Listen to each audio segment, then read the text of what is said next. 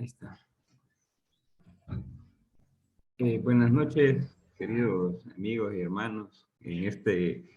Lo que es esta última clase de la introducción al Nuevo Testamento, vamos a poner siempre la clase y nuestro corazón, nuestra mente en las manos del Señor para que Él pueda, por medio de la acción del Espíritu Santo, abrir nuestra mente y que nos permita conocer un poco más de Él. En el nombre del Padre, del Hijo y del Espíritu Santo. Amén. Señor Jesús, Señor de la vida, queremos darte gracias por tenernos aquí reunidos nuevamente en torno a tu palabra, Señor. Señor, sabemos que en la medida que conocemos tu palabra, te conocemos a ti. Señor de la vida, quiero pedirte por este proyecto que hemos comenzado, por este proyecto que hoy termina el primer módulo, para que nos siga dando fuerza, para que nos siga dando empuje, para que podamos tener perseverancia en seguir aprendiendo estas verdades de fe que, lejos de alejarnos de ti, lo que hacen es acercarnos, Señor. Permítanos conocerte más a ti, Señor, enamorarnos más de ti, Señor. Que podamos ver en nuestra cotidianidad todo lo hermoso y lo bello que tú haces por nosotros. Señor, inspira nuestro corazón y nuestra mente, así como inspiraste a los autores de los evangelios para que cuenten tus maravillas, para que podamos ser esos evangelizadores que tu reino necesita. Señor Jesús, quiero pedirte que envíes tu Santo Espíritu, ese mismo Espíritu que te resucitó entre los muertos, que habló por los profetas, para que abra nuestro corazón y nuestra mente al escuchar la palabra. Todo esto, Señor Jesús, te lo pongo en tus manos para que se lo lleves al Padre, que lo transformes en una santa voluntad, ya que eres digno de honra, gloria y majestad por los siglos de los siglos. Amén. En nombre del Padre, del Hijo y del Espíritu Santo. Amén. Bueno, hermanos, como les decía, esta es la cuarta clase de nuestro pequeño curso de introducción al Nuevo Testamento. Le digo pequeño porque, pues, hay muchas cosas más que ver. Por ejemplo, podríamos tener una o dos clases más de escritos paulinos, pero no vale la pena verlo porque el siguiente módulo es, es ver las 13 cartas que se le acreditan a Pablo. Y pues en esa línea preferimos ahondarnos un poco más en estos temas que estamos viendo. Hoy casualmente vamos a ver la formación de los evangelios y sé que nos queda una clase de preguntas, ya veremos en qué momento la podemos tener para poder aclarar ciertas dudas que han surgido durante las presentaciones. Y hoy, como es habitual, pues vamos a compartir a la pantalla.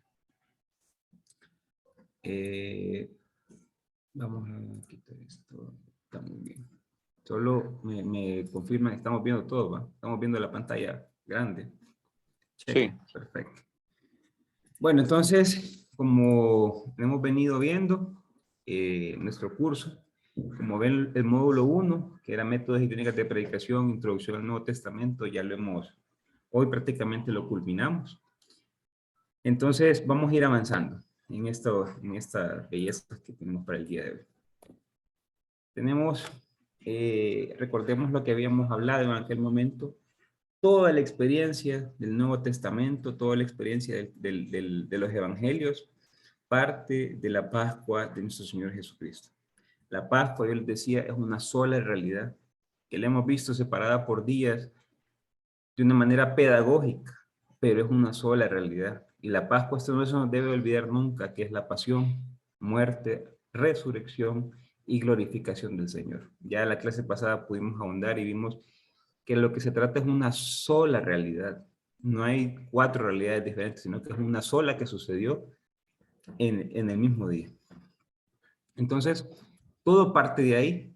Vamos a ver lo que hemos visto en estas cuatro clases. Quise hacer un pequeño resumen para recordar y traer a memoria lo que hemos visto. Primero habíamos visto las tres formaciones de los escritos y hablábamos del tiempo que el Señor estuvo en la tierra y decíamos que más o menos nació entre el 6 o 7 antes de Cristo y murió para el año 30.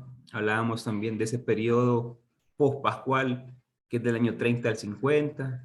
Luego hablábamos de esa tercera línea que era la formación de escritos, donde estábamos ya las primeras cartas de Pablo, luego el primer evangelio del año 70 que es el de Marcos y hasta terminar el último escrito que más o menos para el año 120 que son las cartas de Pedro.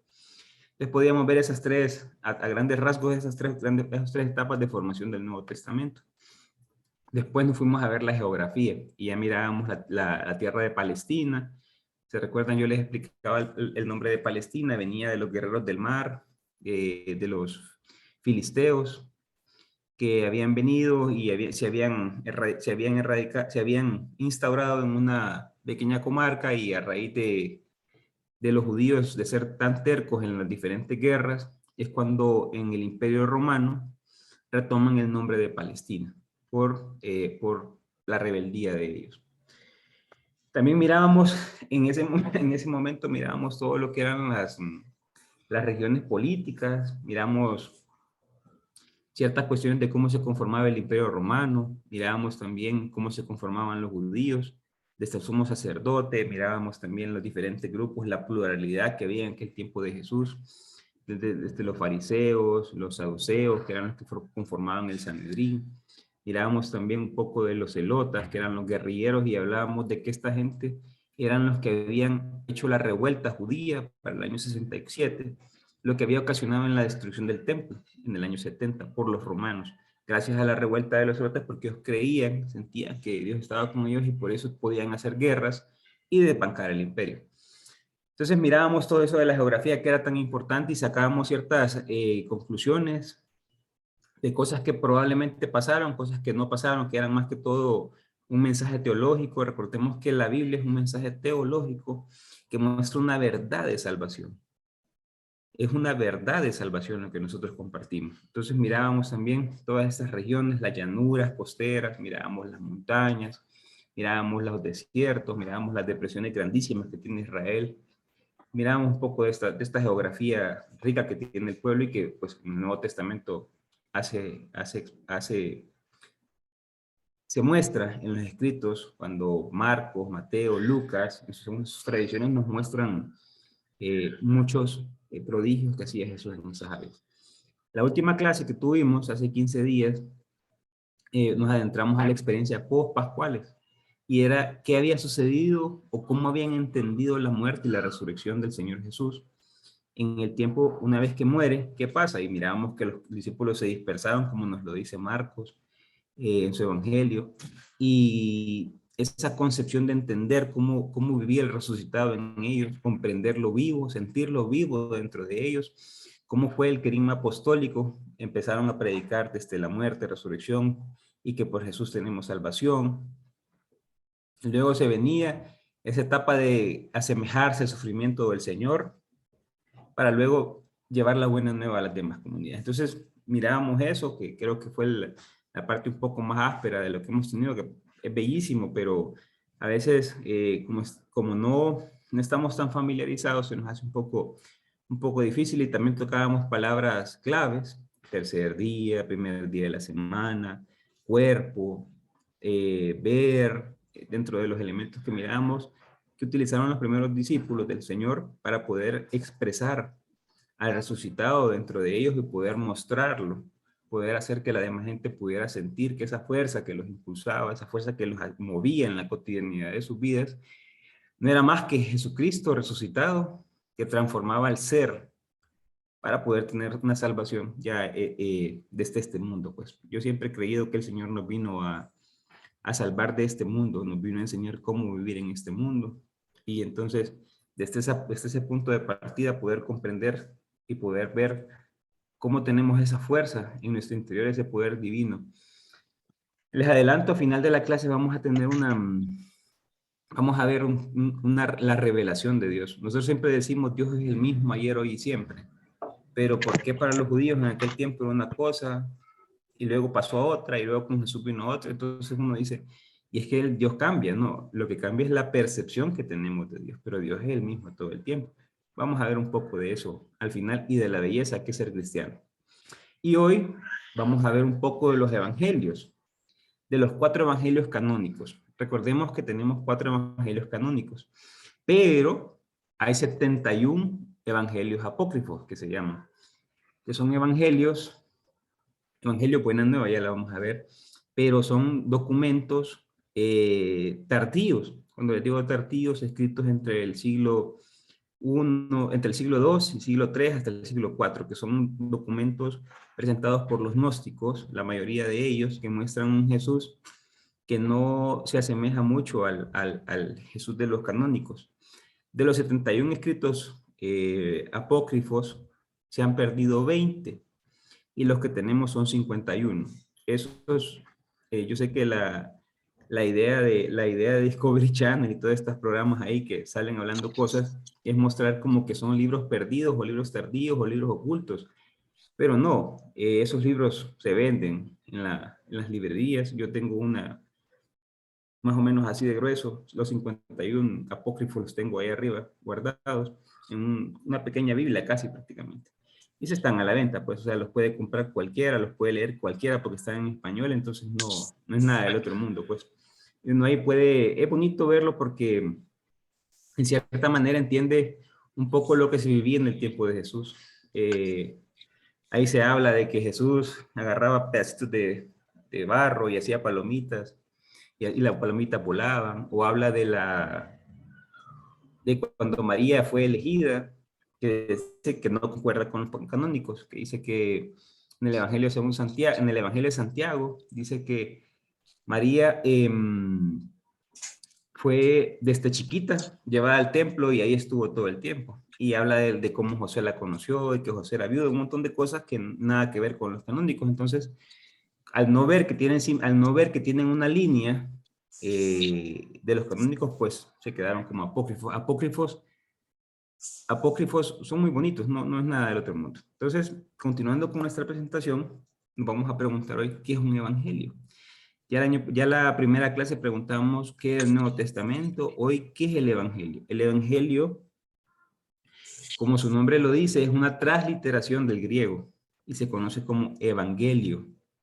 Evangelio es una composición de dos palabras, eu, que significa bueno, y gelion, que significa buena noticia, perdón. Entonces, la unión de evangelio es buena noticia o buena nueva.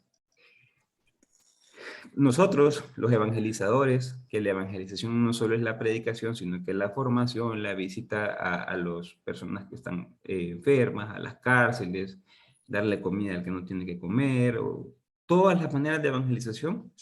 En griego se le conoce como evangelos. O sea, nosotros somos evangelos, somos evangelizadores, somos portadores de buenas noticias. Y es el evangelos lo hace dos palabras. Eu, que significa bueno, y angelos, que es el enviado. Pero el mensajero o enviado es dotado nosotros le llamamos dotado. Entonces, nosotros terminamos siendo los ángeles. O sea, los ángeles sí existen, somos todos nosotros. Somos los mensajeros de las buenas nuevas. Un evangelizador es un mensajero de buenas nuevas. Y esta idea de este curso es esto, pues que podamos ser evangelizadores, seamos portadores y llevar la buena nueva donde nos toque ir. No solo predicar, sino que también en nuestro trabajo, ser ese olor a Cristo, como dice San Pablo en una segunda carta de Corintios. Pero ¿qué pasa? La palabra evangelio no es nueva para el Nuevo Testamento. Ya aparecía en el Antiguo Testamento, y aquí traje la lectura. La primera vez que aparece es en Isaías 52:7. Dios nos dará tiempo y vamos a poder leerlos, vamos a poder estudiar al profeta Isaías, que para mí es el profeta, es lo máximo. Es lo máximo el Isaías está dividido en tres etapas, o tres autores. El que se conoce como Proto, que es del 1 al capítulo 39, el Deutero, que es del 40 al 56, y el Trito, que es del 57 al 66. Entonces, en el Isaías 52, que es el Deutero, se dan tres etapas. Perdón, en el Isaías se dan tres etapas. La primera etapa es la etapa pre-destierro de Babilonia. Entonces es antes del destierro. Se muestra una imagen de un Dios, una imagen de un Dios castigador, de un Dios que hay que tenerle miedo con leyes y un montón de cosas y ir por la línea correcta. Luego en el Deutero, que es en el capítulo 52, se muestra un Dios que es más consolador.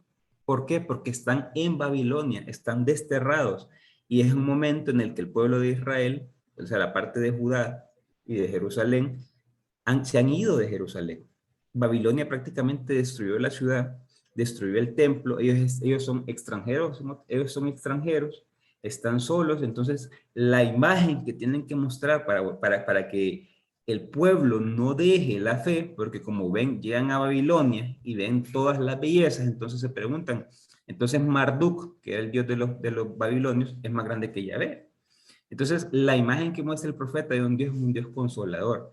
Y dice Isaías 52, qué hermosos son los montes, qué hermosos son sobre los montes los pies del mensajero, que anuncia la paz, que trae buenas nuevas, que anuncia la salvación y que dice a Sion, ya reina tu Dios. El mensaje central aquí es el reinado de Dios. Es como diciéndoles, no se preocupen, ya el reino de Dios ya está acá. Y quien reina en el reino de Dios no es más no es más ni menos que Dios. Recapitulemos qué es reino de Dios. El reino de Dios es Dios viviendo al interior del ser humano para hacerlo libre y feliz. ¿Qué es reino de Dios? Reino de Dios es Dios viviendo al interior del ser humano para hacerlo libre y feliz. Libre y feliz en el desprendimiento, en la entrega al otro. Entonces, ahí empieza a mostrarse esa idea de que vendrá un mensajero y que anunciará la salvación. ¿Por qué? Porque Dios reinará en Israel. Entonces, esa es la primera vez que aparece el nuevo evangelio o mensajero en el Antiguo Testamento. La segunda vez ya aparece en el Trito Isaías. Esta lectura es bellísima, ya la hemos escuchado y la tradición de Lucas la pone en labios de Jesús. Isaías 61, como les digo, después del destierro, se viene el gobierno persa.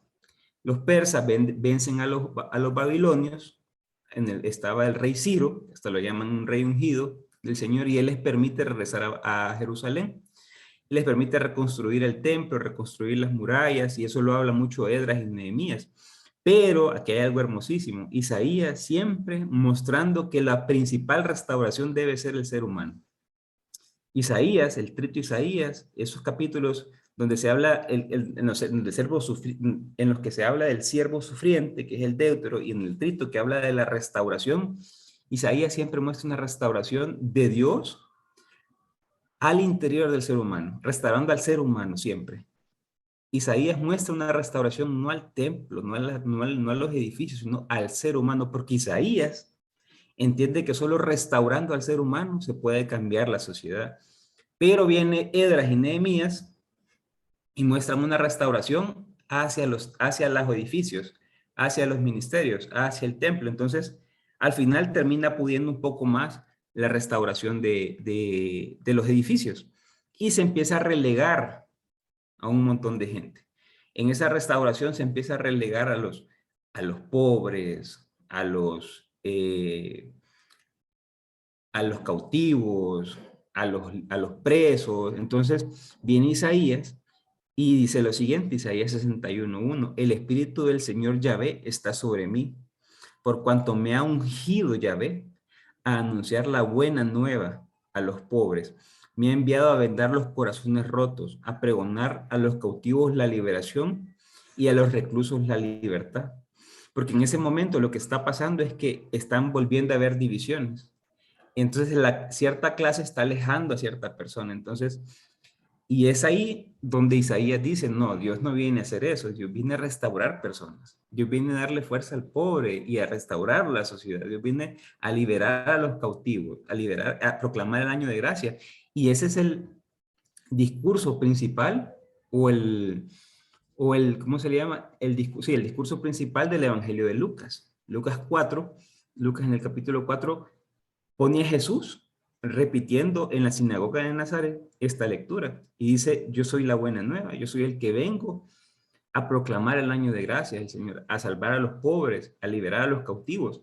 ¿Por qué? Porque Jesús entendió que el evangelio era eso, el evangelio es salvar al ser humano, el evangelio es que todos los seres humanos tenemos la dignidad de Dios en nuestro corazón. Es cuando entendemos en el Antiguo Testamento esta palabra del Evangelio, y en el Nuevo tiene un realce más grande. En el Nuevo se convierte en las buenas nuevas de salvación, porque es que eso es la Biblia, eso es el Nuevo Testamento, son las buenas nuevas de salvación. Si hemos visto un proceso de toda esta palabra del Evangelio, pero ya que tenemos cimentadas las bases de nuestro Nuevo Testamento, sabiendo qué significa Evangelio, que Evangelio así como ustedes lo dicen en español, así se dice en griego, evangelio. Y recordemos, es buena nueva o buena noticia. Entonces, se crean lo que conocemos como los evangelios. Entonces, el contenido de los evangelios. Primero tenemos, como les dije en aquel momento, y recapitulamos, Jesús nace para el año 6 o 7 y muere para el año 30. Ese es el tiempo, lo que conocemos en la teología o en la cristología como el Jesús histórico, que es el tiempo que Jesús caminó, que anduvo haciendo todo lo que hacía un humano en la tierra. Entonces, es una etapa bellísima, bellísima, bellísima. Entonces, eso, Jesús muere para el año 30 y viene la tradición oral. ¿Se recuerdan lo que hablábamos? Mirábamos todo esto, contar cómo Jesús había muerto y cómo su muerte nos daba la salvación y de cómo Él nos vino a enseñar a amar y era el querigma apostólico, les decía en aquel momento. Entonces, cuando se forma la tradición oral, ¿qué sucede? Empiezan a morir muchos testigos oculares, o sea, los primeros testigos. Empieza a morir Pedro para el 64, muere Pablo para el 67, ya para el 34 había muerto Esteban, apedrado por los judíos.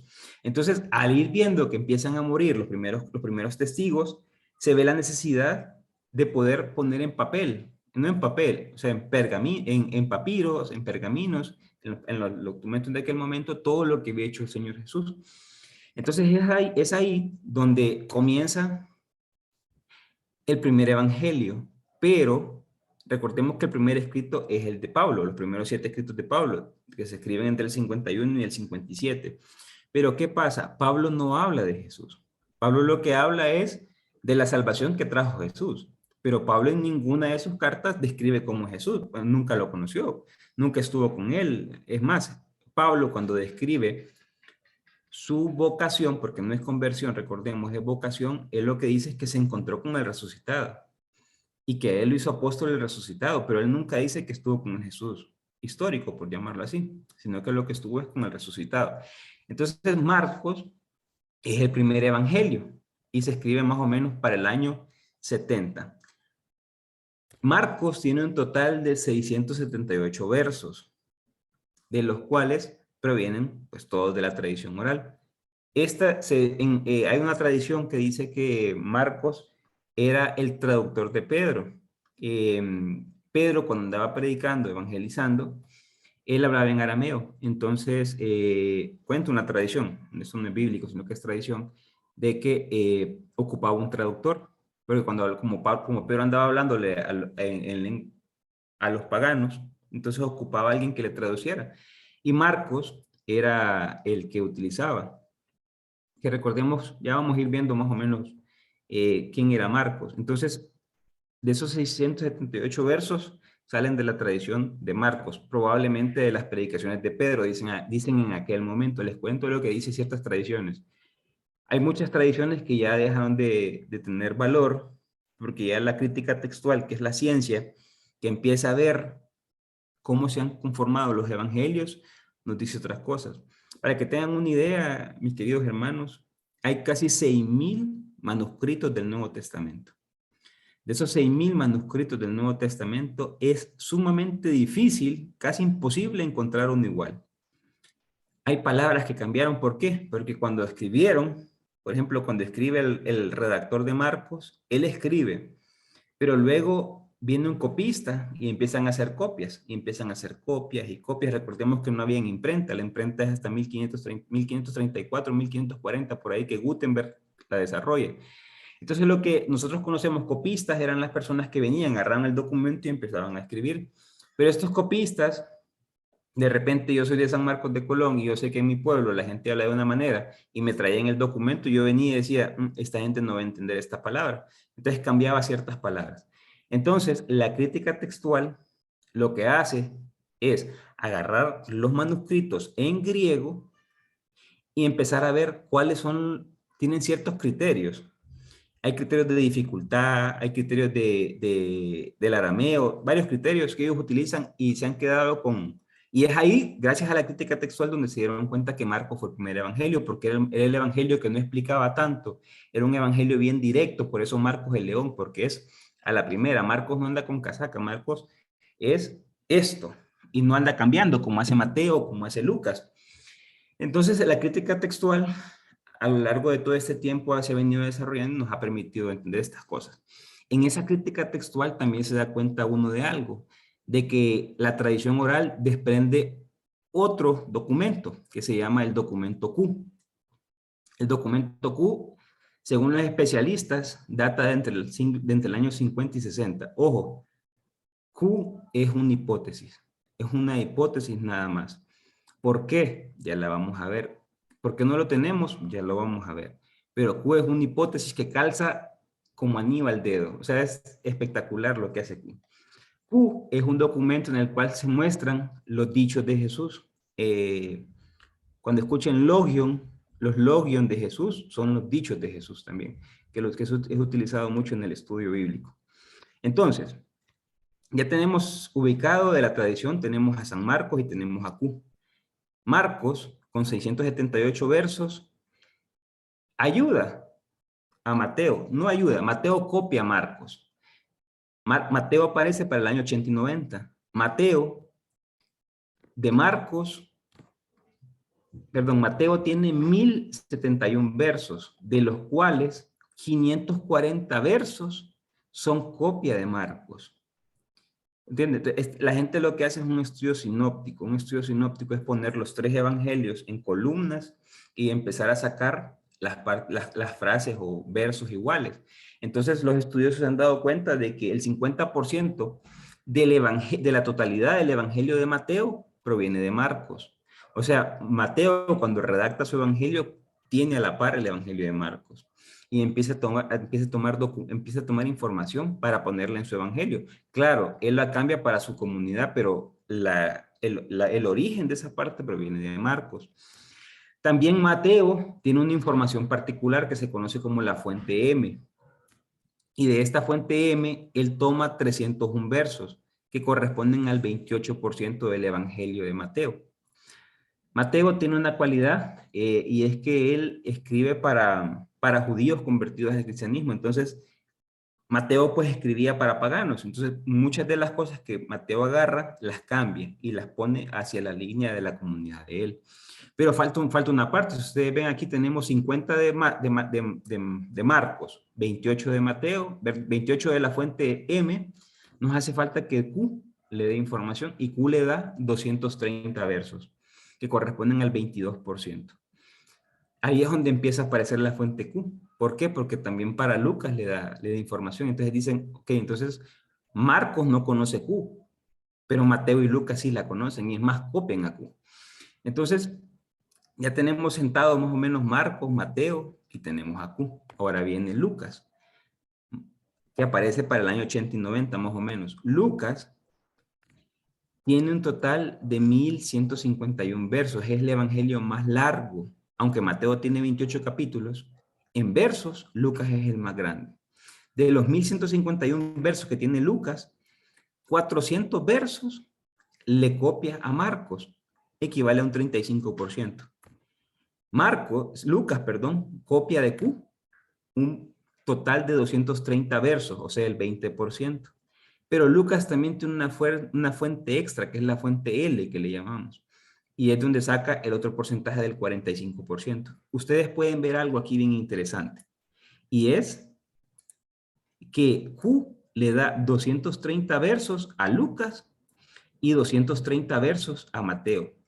Entonces la hipótesis que es Q calza exactamente, porque la misma cantidad de versos que se le da a Mateo se le da a Lucas. Y ustedes me van a preguntar, ¿y por qué Q no existe? ¿Por qué Q no continúa con nosotros? Los estudiosos dicen que como Q ya estaba integrada en Mateo y en Lucas, ya no tenía sentido seguirlo transcribiendo. Entonces se dejó de transcribir, pero tanto Mateo y Lucas se quedaron con esos 230 versos en sus documentos. Claro, ellos los ordenaron de manera diferente. No es que fueron y los agarraron, no. Lo fueron colocando de una manera bien pensante para sus comunidades. Ahorita cuando ya tenemos más o menos entendido los evangelios, vamos a proceder a ver primero el evangelio de Marcos. el Evangelio de Marcos, como les dije, león. Este man desde el inicio está hablando de Jesucristo. Aquí no es que muestra Jesús, no, este es Jesucristo, y así lo muestra en su primer inicio. El autor de Marcos, el Marcos el del que habla la tradición, es un personaje homónimo de la primera, por ejemplo, aparece en la primera carta de Pedro, en el capítulo 5, en el verso 13. Parece que se trata de Juan Marcos. Juan Marcos es un personaje que aparece en Hechos de los Apóstoles, en el capítulo 12. Es el personaje que en un momento acompaña a Pablo y a Bernabé en su primera misión. Pero, dicen las malas lenguas, no la mía, obviamente, que en algún momento se le acobardó a la misión y se regresó. Y en el segundo viaje apostólico de Pablo, Bernabé lo quiere llevar y Pablo le dice que no. Y es ahí donde confrontan la pelea y se separa Bernabé con Pablo. Pues este Juan Marcos era hijo de Doña María. Doña María era, como quien dice, la sponsor o la auspiciadora de los primeros cristianos en Jerusalén. Entonces por ahí viene la idea de este Juan Marcos y que era un judío cristiano. Aparece también en Colosenses, el capítulo 4, en el verso 10, y aparece como primo de Bernabé. Y les decía, es el compañero de Pablo en su primer viaje misionero. Y en el capítulo 12, ahí es donde empieza a relacionar con Pedro, porque camina con él. Y entonces ya firma en el capítulo 14, 50, 51. Esto lo van a poder leer ustedes en sus casas cuando tengan ahí un poquito de insomnio. Pueden ver, pueden rastrear a Juan Marcos. Como les dije, es un león rugiente. Él no le interesa mostrar otra cosa que no es Jesucristo. Y como dice el Evangelio, según San Marcos, en el capítulo 1, en el verso 1, o sea, él desde entrada, si ustedes se fijan en Lucas, Lucas empieza a contar un montón de cosas, que la anunciación, que no sé qué, pero Marcos no, Marcos es, yo vengo a explicar a Jesucristo, y dice Marcos 1:1, comienzo del Evangelio de Jesucristo, Jesús, el Cristo, el Hijo de Dios. Eso es lo que le interesa a Marcos, mostrar que Jesús es el Hijo de Dios. Y hace, hace un documento, podemos llamar el Evangelio hermosísimo, con unas finalidades, con una idea, que se descubre pues hasta el año 1800 más o menos, 1800, 1900, cuando se le empieza a dar la crítica textual, empieza a ver, porque a Marcos se le tenía relegado, se le tenía como la Cenicienta, pues era el más chiquito, era un resumen. Pero es hasta que se empieza a estudiar y se empieza a dar cuenta uno y empiezan los estudiosos a ver qué es el más histórico. Marcos, gracias a Marcos sabemos cómo fue la crucifixión, gracias a Marcos sabemos cómo fue el bautismo del Señor, o sea, gracias a Marcos sabemos muchas cosas. ¿Por qué? Porque es el más histórico al final del día. Los demás son más construcciones teológicas, pero Marcos es sumamente histórico. El lugar de composición se prevé, como les digo, yo les traigo una idea, una hipótesis que se cree que fue en Roma para el año 65-70, porque Marcos todavía no conoce y no tiene tan clara, no se le ve en su escrito la destrucción del templo para el año 70. Entonces, por eso es que los estudiosos lo citan del 70 para abajo, no del 70 para allá. Caso contrario, Mateo y Lucas, que sí ya saben de la destrucción del templo. Entonces, en Marcos aparece los títulos de Jesús. Ojo lo que les digo, Marcos menciona 81 veces el nombre de Jesús, pero solo una vez el nombre de Cristo, de Jesucristo, porque recordemos que Jesús Cristo, y esto es porque pues en algún momento del día se pueden ustedes encontrar con ciertas cosas, ciertos documentos. Jesús es el Jesús, se le conoce Jesús como el que estuvo en la tierra, el Jesús histórico. Después de la muerte se le conoce como Jesucristo, Jesús el Cristo, Jesús el Señor, Jesús el Mesías, y vienen todo eso que se conoce como títulos cristológicos. Entonces ya para Marcos, la idea, como les digo, es el más histórico. Imagínense, 81 veces como Jesús, una vez como el Cristo, como Jesús el Cristo. Lo que ponen en manifiesto el carácter primitivo del Evangelio. Claro, ya aparecen títulos cristológicos. Títulos cristológicos significan nombres que se le dan al Señor. Nosotros cuando oramos, por lo general decimos, Señor, tú eres mi Jesucristo, tú eres mi Señor, tú eres el centro. O sea, eso ya son títulos cristológicos, esos ya son confesiones de fe. Entonces, en Marcos aparece 7 veces Hijo de David, que el cual es un título mesiánico. Recordemos del estirpe de David, que decía que el rey venía del estirpe de David. Hijo de María aparece, Señor, Rabí, Maestro, Profeta, Hijo del Hombre, que es un término bien grande.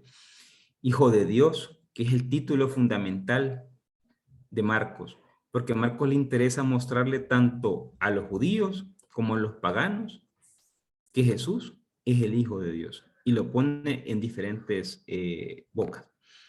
Los destinatarios son judíos, perdón, son cristianos convertidos del paganismo y del judaísmo.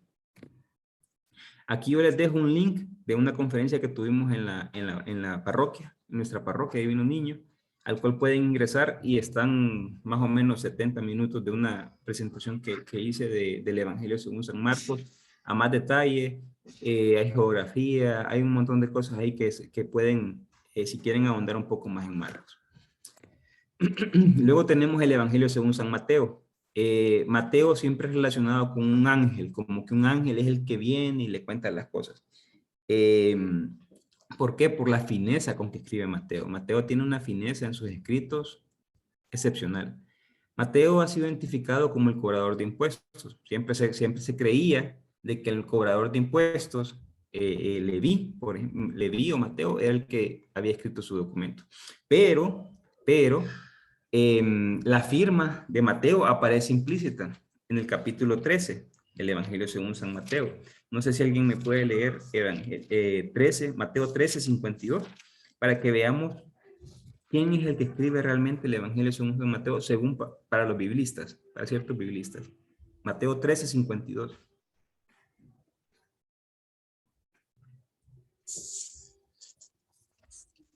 Entonces Jesús dijo. Ay, ya me confundí. Entonces 13, 52. Sí. Entonces Jesús dijo: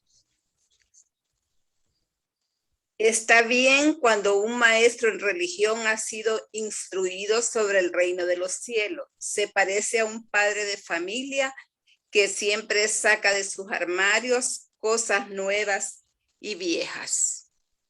Palabra del Señor. Vamos, Señor. Dice la tradición que, no la tradición, sino los biblistas, que quien escribe el Evangelio según San Mateo, por su griego exquisito, por la manera como lo compone, es un escriba. Un escriba era la persona que escribía, un copista, pues. Entonces, esta persona conoce muy bien el judaísmo, a lo cual, cuando describe el Evangelio según San Mateo para los judíos, empieza a mencionar la Escritura, para que se cumpliera la Escritura. Fueron a Egipto para que se cumpliera la Escritura. Perdón. Y así, empieza a mencionar que nació de una doncella, de una virgen, para que se cumpliera la Escritura. Entonces, se ve y se entiende que él comprende mucho el Antiguo Testamento. Entonces, es aquí donde él pone su firma, porque el capítulo 13 puede acabar en el verso 51, donde el Señor le dice: ¿habéis entendido todo esto? Le respondieron ellos: sí. Cualquiera dice: aquí se acabaron los discursos parabólicos del reino de Dios, pero no, aparece ese verso 52 como puesto ahí. Entonces dicen los estudiosos que probablemente esa sea la firma del evangelista y que era un escriba que se había convertido al cristianismo. Por eso habla de todas las bellezas que él cuenta. Características literarias y finalidad. Aquí lograr una identidad. Aquí lo que él quiere es lograr una identidad a través de Jesucristo. Es por eso que el Evangelio según San Mateo es tan fuerte. En el capítulo 5, cuando vemos las bienaventuranzas, pone en boca de Jesús: y escucharon tal cosa, pero yo les digo, y Jesús lo que está haciendo realmente es, a muchos les gusta decir que lo que hace Jesús es intensificar la ley, lo que hace Jesús es abolir la ley y decir, esa ley quedó abolida, ahora lo que importa es esto. ¿Por qué puede hacer Jesús eso? Porque es el Señor de la ley. Jesús intensifica, maxifica, o hay unos que le llaman una antítesis, o sea, le da realce y elimina todo lo que es la ley. Por eso lo que él quiere es mostrar una identidad.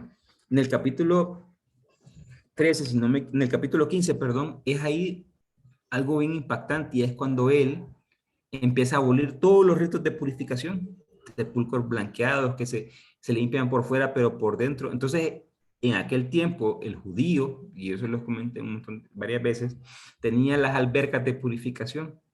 tenía las tinajas de piedra, como habla en las bodas de Caná. ¿Por qué? Porque ellos lo que hacían era lavarse, como que dice, para purificarse cuando venían del mercado, cuando habían incurrido en faltas en la ley, para purificación. Y es donde Jesús viene y destruye completamente esa ley de la purificación. Y lo que dice Jesús es, nada, y entonces empieza también lo del tema de la comida. Nada de lo que entra, le dice, es perjudicial. Lo que sale del corazón es lo malo, aboliendo todo ese rito de purificación que tenían los judíos. ¿Por qué? Porque Mateo quiere dar una identificación cristiana. Y hay algo bien interesante aquí. Después de la destrucción del templo para el año 70, se destruye el templo, hay muchos judíos que empiezan a salir a las diásporas, que son lugares judíos fuera de Jerusalén, y hay muchos que llegan a la fortaleza de Masada y hay otros que llegan a Yamnia. En Yamnia empiezan a buscar identidad a los judíos y empiezan a decir y a decir, no podemos seguir con los cristianos porque recordemos que nosotros fuimos una secta del judaísmo. Y empiezan a decir, no podemos seguir con los cristianos. No le llamaban cristianos, le llamaban nazarenos. Y es ahí donde en el numeral 12 de unas bendiciones y maldiciones contra herejes, declaran que tienen que salir, los nazarenos tienen que salir definitivamente de las sinagogas. Como vemos a Pablo, Pablo se metía en las sinagogas. Pero es hasta en ese momento, en el año 70, donde se parte completamente y donde se separa el cristianismo del judaísmo. En el concilio de Yamnia, en la bendición número 12, separan al cristianismo, a los nazarenos del judaísmo. Y es ahí donde el judaísmo empieza a buscar identidad. Y Mateo conoce eso. Mateo sabe eso, por lo cual él quiere dar identidad al cristiano. Y él quiere decirle, no tenés que estar allá. Estamos acá y eso ya se abolió y Jesús vino a demostrarnos esto y esto y esto. ¿Por qué? Porque ya conoce el concilio de Yamnia. Eso lo pueden buscar ahí en Google. Es bien interesante. Es un evangelio con muchas características judías, como les dije, pero orienta al cristianismo a tener identidad propia. Y es donde él viene y amarra mucho el Antiguo Testamento, pero a la vez intensifica el ministerio de Jesús. Y aquí hay algo bien interesante. En el Evangelio según San Mateo, el carácter protagónico, uno de los protagónicos lo tiene Pedro. Solo en Mateo, mis queridos hermanos, Mateo 16, aparece que Jesús le dio las llaves a Pedro. Solo en Mateo, no aparece en Lucas, no aparece en Marcos, no aparece en Juan. Solo en Mateo, el carácter protagónico de Pedro en Mateo es bien interesante.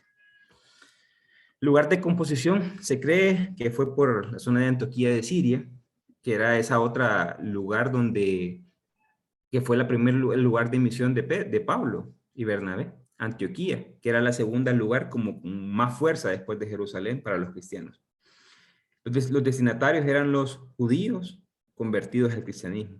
Entonces, Mateo pues tenía que darle identidad y luchar contra los judeocristianos, los judaizantes, perdón, que querían cumplir la ley para ser cristianos. Y fue ahí donde aparece el concilio de Jerusalén en el año 49, Hechos de los Apóstoles capítulo 15, y Pablo empieza a tener la discusión con Pedro y Santiago, y se da todo lo que se da y se quita que el cristiano tiene que cumplir la ley.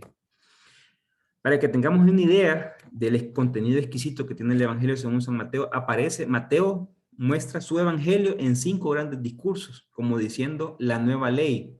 Recordemos que para el judío está el Pentateuco, que es la ley, se compone de 5 libros. Génesis, Éxodo, Deuteronomio, Números y Levítico. Pues Mateo lo que hace es mostrar 5 grandes discursos del Señor para decir, esta es la nueva ley. Primero, el capítulo 1 y 4, del 1 al 4 muestra la infancia y los comienzos de nuestro Señor Jesucristo. Capítulo 5 al 7, el sermón, están las bienaventuranzas, perdón, que se dan en la montaña. Se recuerdan la similitud, la comparativa que yo hacía para Lucas en una llanura, para Mateo en la montaña. Luego viene la invitación que les hace el Señor a los apóstoles. Luego en el capítulo 10 el sermón misionero, donde los manda y los manda a todos los pueblos, primero a los pueblos de Israel y después ya en el capítulo 28 cuando aparecen a los paganos. Luego viene el rechazo de la generación de ellos que no creen en el Señor. En el capítulo 3 están todas estas parábolas del reino de los cielos que son hermosísimas, explicando el reino de los cielos, que para el judío era el reino de los cielos, para los demás era reino de Dios. Aquí en el capítulo 14 y 16 es donde lo reconocen los discípulos y es ahí donde aparece Pedro, en voz de Pedro, mostrando el reconocimiento del Cristo, del Mesías. Luego podemos ver, hay una autoridad de invitación. El capítulo 18 es un capítulo completamente eclesial. Es bellísimo. Ese es un discurso eclesial en el cual muestra cómo se debe tratar al hermano cuando se empieza a alejar y empiezan un montón de cosas. Es algo espectacular. Luego tenemos capítulo 19, 23, autoridad e invitación, de cómo los manda el Señor. Capítulo 24 y 25, los discursos escatológicos, cuando dice, cuando vendrá el reino de los cielos y los separará en dos partes, y a mi derecha estarán unos y a mi izquierda estarán otros, y dice, me diste hambre, cuando tenía hambre me diste de comer, tenía sed y me diste de beber. Y entonces, Señor, cuando pasó todo eso pasa en el capítulo 25. Y luego en el capítulo 26 y 28, la muerte, resurrección y el envío, cuando le dice, vayan pues y sean mis testigos y bauticen en el nombre del Padre. Y aparte de eso, al final yo estaré con ustedes hasta el final de los tiempos. Como podemos ver, son 5 discursos que desprende a sus discípulos, no a la gente en general, a sus discípulos, porque recordemos que el Señor lo que hacía era formar discípulos para que ellos siguieran la misión. Más o menos, a grandes rasgos, podemos ver a Mateo. Ahora viene el Evangelio según San Lucas. Lucas, como se conoce y como él mismo se relata, él es un investigador. Este man maneja, entiende, comprende todo lo que es la investigación y es por eso que en el capítulo 1, en el verso 1, él escribe a Teófilo y le dice, yo pondré por escrito y trataré de narrar de la manera correcta todos los hechos. Estoy parafraseando. Lucas se conoce y se cree que Lucas tuvo 2 documentos y se le conoce normalmente como la obra lucana, que es Hechos de los Apóstoles, perdón, el Evangelio según San Lucas y Hechos de los Apóstoles. En el papiro 75 aparece toda una sola unión, pero llegó alguien y lo separó y metió el Evangelio de Juan, pero en realidad se cree hasta hace un par de años que era un solo documento, que era escrito por Lucas. Ya hay hipótesis que dicen que el Evangelio y el Hechos de los Apóstoles no pertenece a Lucas. Esas hipótesis se basan en como les digo, utilizan la tecnología y estudian todo el Evangelio de Lucas y empiezan a ver cómo se comporta el redactor y luego lo comparan con Hechos de los Apóstoles y empiezan a ver ciertas discordancias, ciertas cosas que no concuerdan. Entonces, hay hipótesis bien sonadas no es la aceptada por todos los biblistas, pero pues ahí está. Entonces, este es un cristiano de la segunda o tercera generación, una persona culta, un buen escritor, se le sabe por el griego que escribe. Domina distintas versiones de griego, lo cual indica que era su lengua madre, muy familiarizado a la vez con tradiciones literarias del Antiguo Testamento y con técnicas literarias del helenismo. Hay una cosa bien particular y es que Mateo, Marcos, cuando hablan del mar de Galilea, ellos lo hablan como mar. Lucas lo menciona como lago, porque él tiene la concepción greco-romana. Cuando hay una curación del paralítico, de los 4 muchachos que llevaron al paralítico camilla, solo Lucas describe y habla de un techo de paja, de teja, perdón, mencionando la idea grecorromana, porque en el tiempo del Señor lo que habían eran losas de piedra y de cal, eran techos planos, pero Lucas lo muestra teja, entonces él está viendo esa idea grecorromana. Hay cosas bien particulares en Lucas. El personaje de Lucas se menciona 3 veces en el Nuevo Testamento. El problema de esta referencia es que salvo la carta de Filemón, todas son cartas deuteropaulinas. Recordemos que solo 7 escritos se le acreditan a Pablo. Entonces solo en Filemón aparece Lucas, después aparece en los otros, pero recordemos que esos son documentos escritos por discípulos de Pablo. En Filemón 24, otra cosa, Filemón solo tiene un capítulo, por eso yo le pongo Filemón 24, Lucas aparece como el colaborador de Pablo, pero en Colosenses 4 ya aparece como el médico querido. Pues, no se sabe entonces si era médico, pero en la iconografía, en las películas, si ustedes ven la película de Pablo, aparece como médico, aparece curando a la hija de un procurador romano. Por cierto, muy buena película.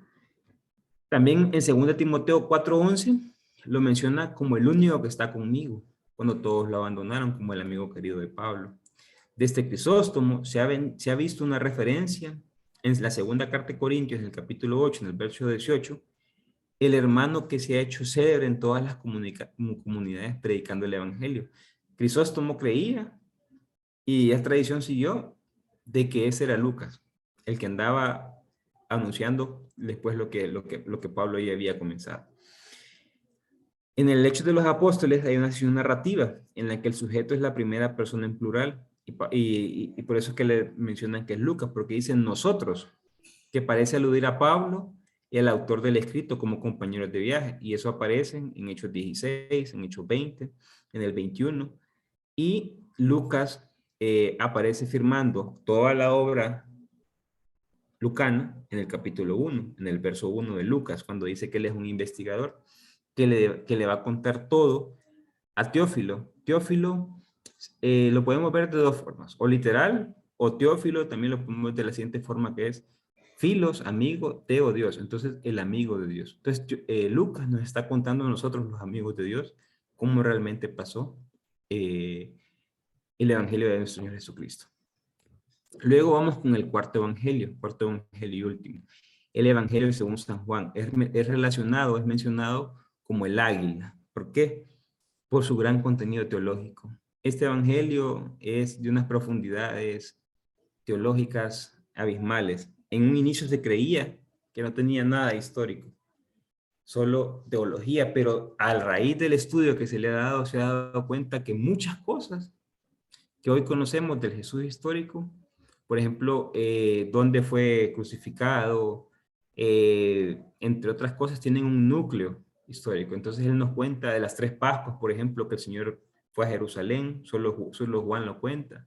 Y así, hay muchas cosas espectaculares. Recordemos que estos evangelios, pues, nosotros solemos decir el evangelio según el evangelio de Juan, pero pues está la preposición según, para mencionar que es según, porque no estamos seguros de que sea ello. O muchas veces hay padres o estudiosos que son bien técnicos y dicen, por ejemplo, Pacho Bermeo, si lo han escuchado ustedes, dice, según la tradición de Marcos, según la tradición de Lucas, para ser más técnicos en no referenciar el nombre porque no se sabe, bueno, ya se sabe que al menos no fueron ellos a los que se les da el nombre, pues. Entonces, la tradición ha presentado el cuarto evangelio, que fue redactado por Juan, el hermano de Santiago, el hijo de Zebedeo. Pero esto, pues, es una tradición que surgió ahí en el primer siglo. Pero es imposible que haya sido Juan el Evangelista, es imposible, porque ya Marcos es una referencia en el capítulo 10 de cómo va a morir Juan, y va a morir mártir. Y Santiago, y cuando le dicen, Señor, queremos sentarnos a tu derecha y a tu izquierda, y el Señor le dice, ¿pueden beber mi cáliz? Sí, le dicen ellos, pero quien decide quién se sienta a mi derecha y a mi izquierda, es solo Dios. Y ahí es donde Jesús hace la referencia, diciendo de que Juan iba a morir mártir, y eso es para el año 70. Entonces, para el año 90 que se crea este evangelio, ya probablemente Juan pues ya no estaba. Entonces, los textos que identifican a Juan Apóstol como cuarto evangelio son muy antiguos. Ya en el siglo II tenemos los testimonios de Teófilo de Antioquía, de San Ireneo, y del canon de Muratori, entre otros, que ya mencionan de que supuestamente había una tradición que le había dicho que el evangelista Juan lo había escrito y después había aparecido cierta persona y así se fue mencionando. Parece bien establecido que a partir del siglo II, con unanimidad casi toda la iglesia, tanto en Oriente como Occidente, reconocen que el cuarto evangelio proviene de Juan, del hijo de Zebedeo. Imagínense, desde el siglo II hasta el siglo XVIII. ¿Cuántos siglos nadie puso en discusión esto? Y así como les dije en las primeras clases, todo surge con la cristología, todo surge cuando se empieza a dudar del Señor. Con ese, para el año 1700, para el siglo XVII, aparece lo que se conoce como la Ilustración francesa. Y es ahí donde empiezan a aparecer las primeras críticas a los evangelios, con Reimarus, y ya en algún momento vamos a poder tocar esas cuestiones para que podamos entender un poco más. Se cree que se compuso en Éfeso para el año 80 y 100. y que su autor es Juan, Juan y su comunidad, pero realmente tiene 3 redacciones. Aparece un agregado en el capítulo 21. Todo el capítulo 21 es un agregado. Se conoce como el agregado de la comunidad juánica. Y hay ciertas cosas, capítulo 8, capítulo 6, son agregados que se fueron dando en el transcurso de la redacción, por eso se ponen 20 años, porque probablemente comenzó alguien y después hubo alguien más, y de último, la comunidad cierra con el capítulo 21.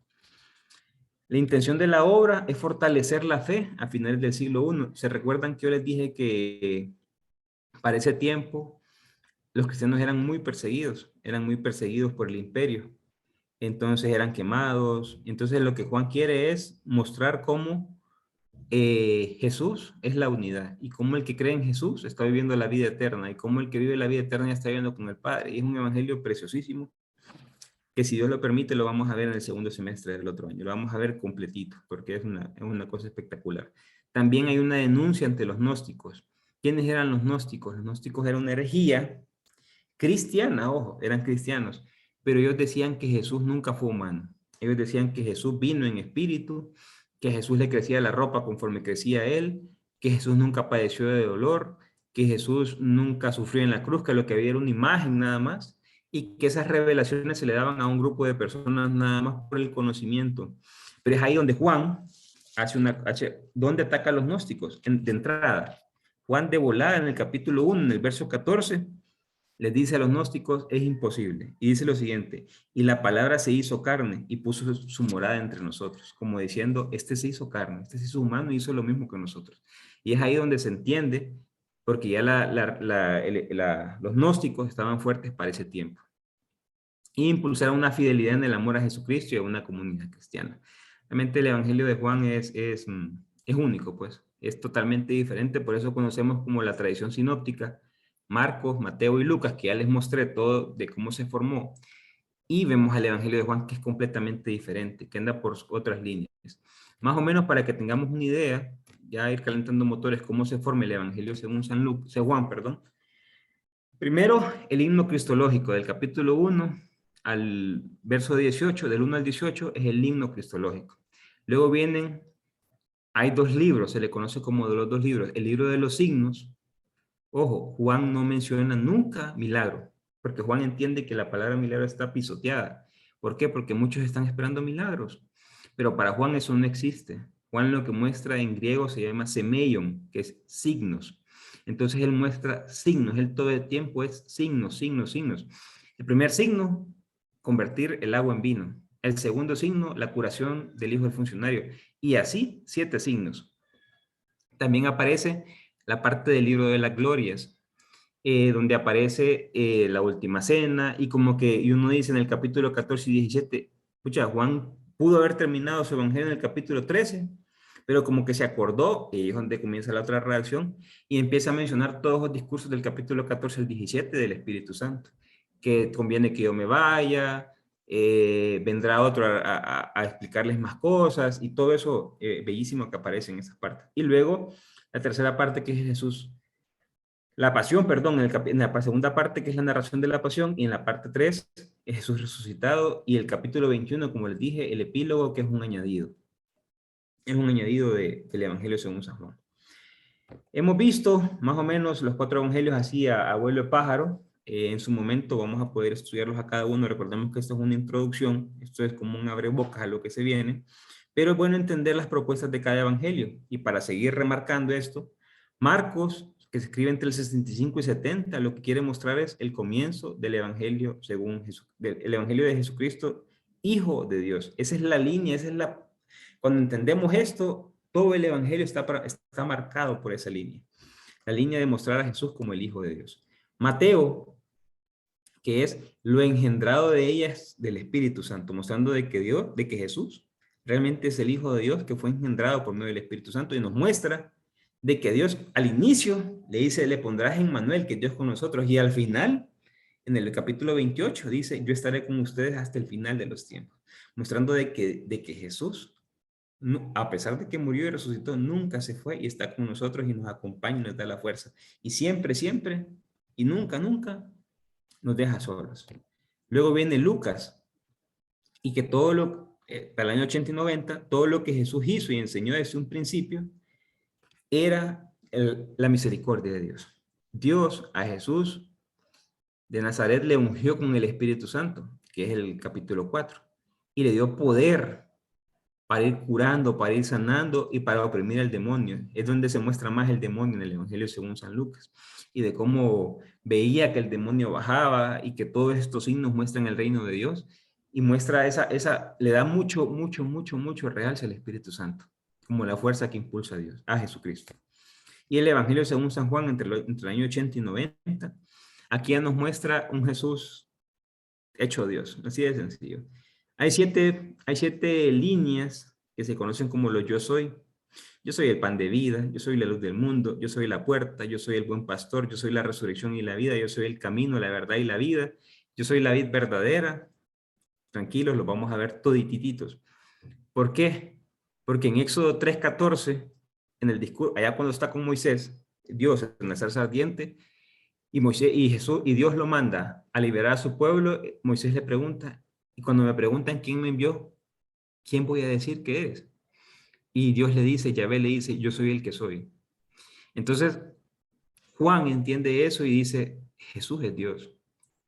Entonces, Jesús se va a presentar como yo soy, mostrando que en aquel tiempo a Moisés se le presentó Yahvé y hoy al nuevo pueblo se le muestra a Jesús como yo soy.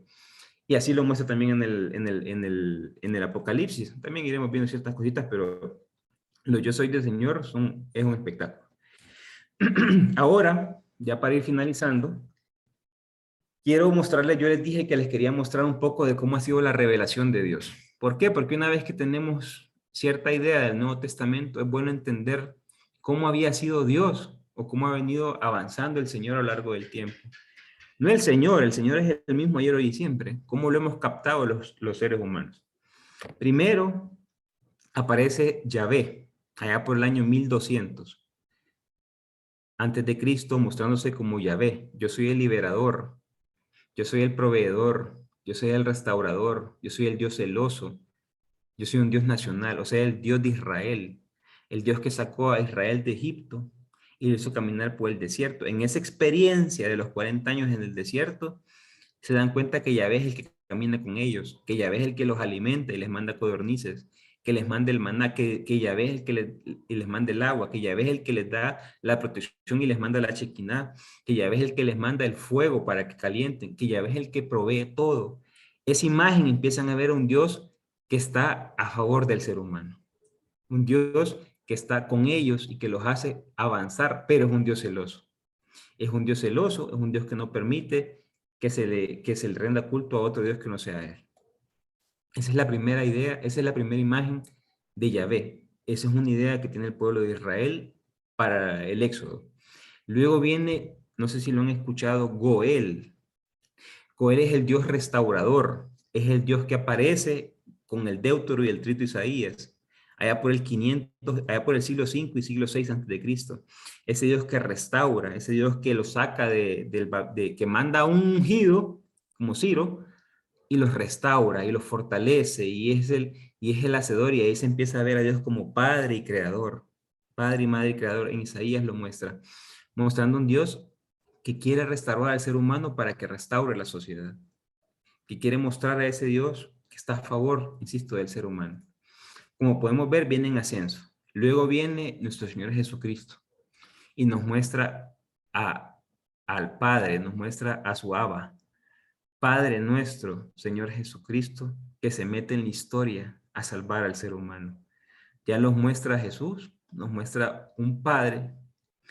Por eso decimos que con Jesús vino la última revelación, porque nos muestra a un Dios que es Padre, a un Dios que se mete en la historia, a un Dios que salva al ser humano y un Dios que está urgido de tenernos con Él y que nos quiere dar plenitud y nos quiere dar fortaleza y quiere ser nuestro papá y quiere que tengamos esa relación como padre e hijo.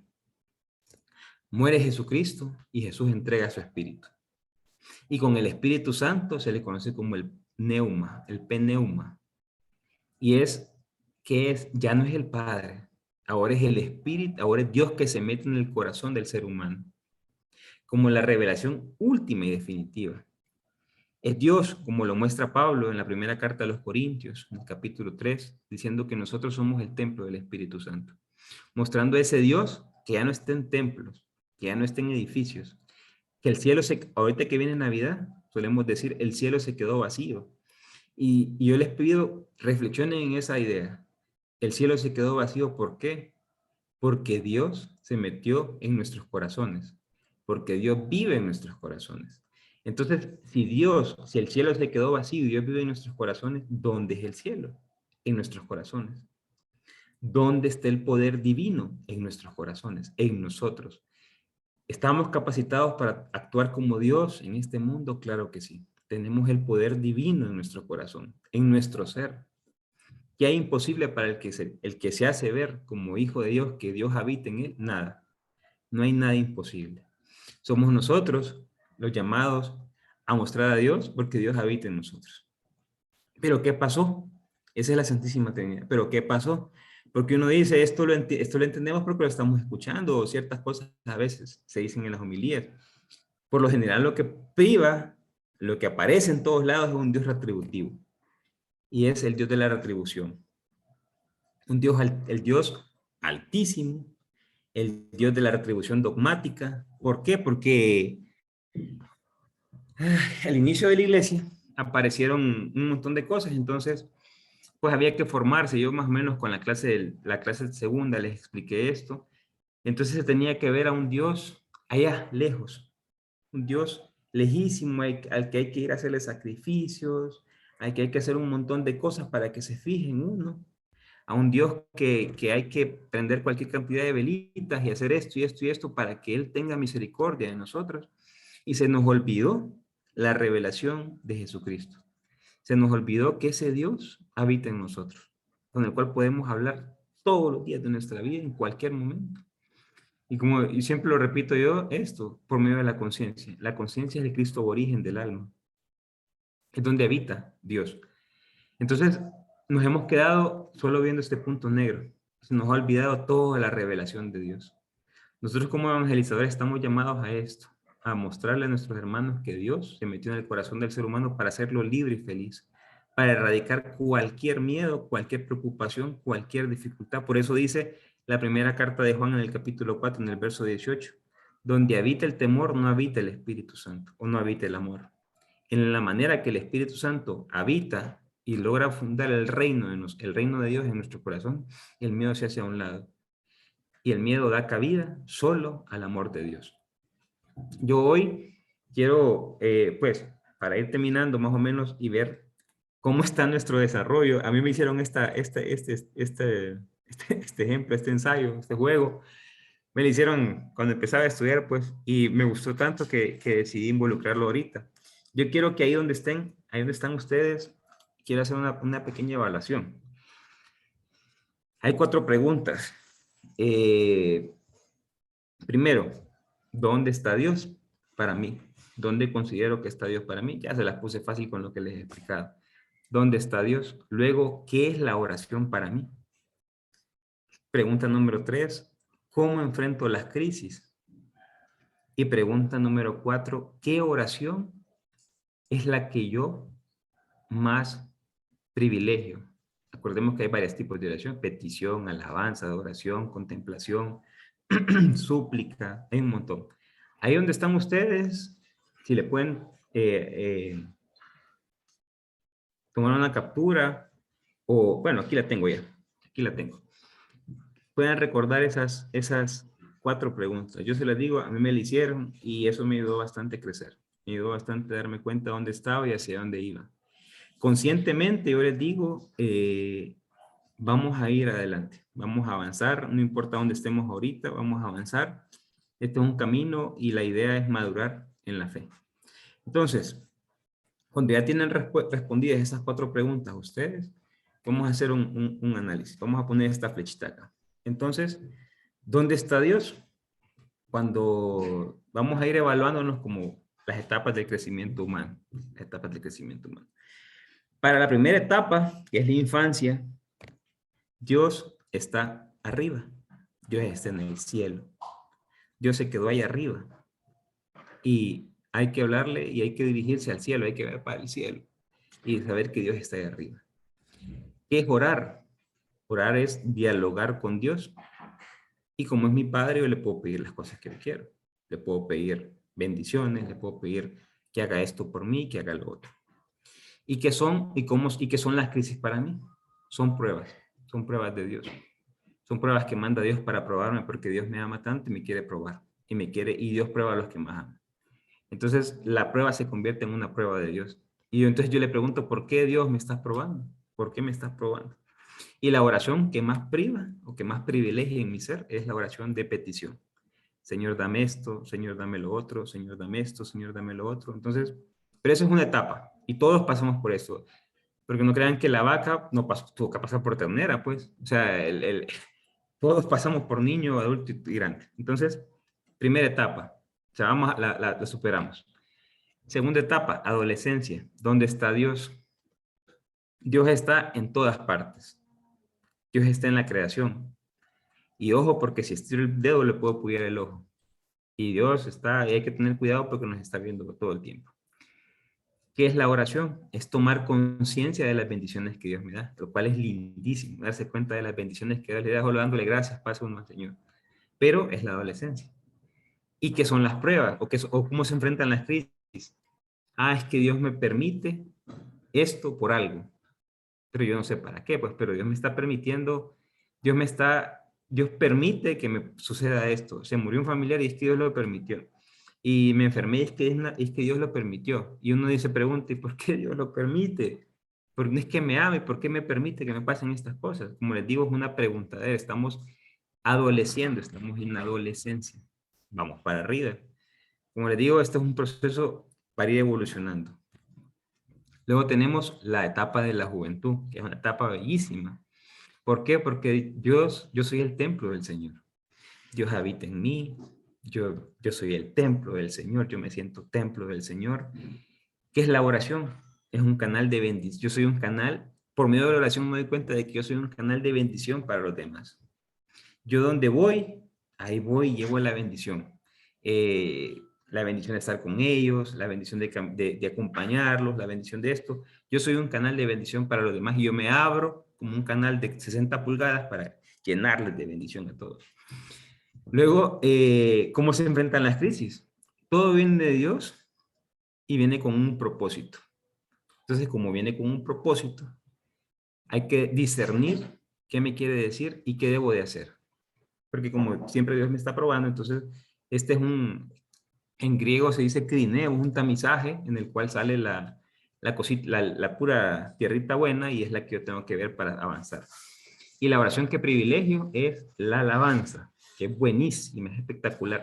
La juventud es hermosa, pero si yo soy adulto y voy a pasar, y la adultez se entiende de los años 30 probablemente hasta los años 60, gran parte de mi vida la voy a vivir en la adultez. Entonces yo tengo que vivir en esa adultez con el Señor. ¿Y qué es la adultez? La adultez es que, como Pablo dijo en el Arépago, en Dios somos, nos movemos y existimos. Entonces, yo ya no estoy en Dios, Dios no está en mí, sino yo estoy en Dios. Dios es una realidad que me rodea y me supera. Yo habito en Dios.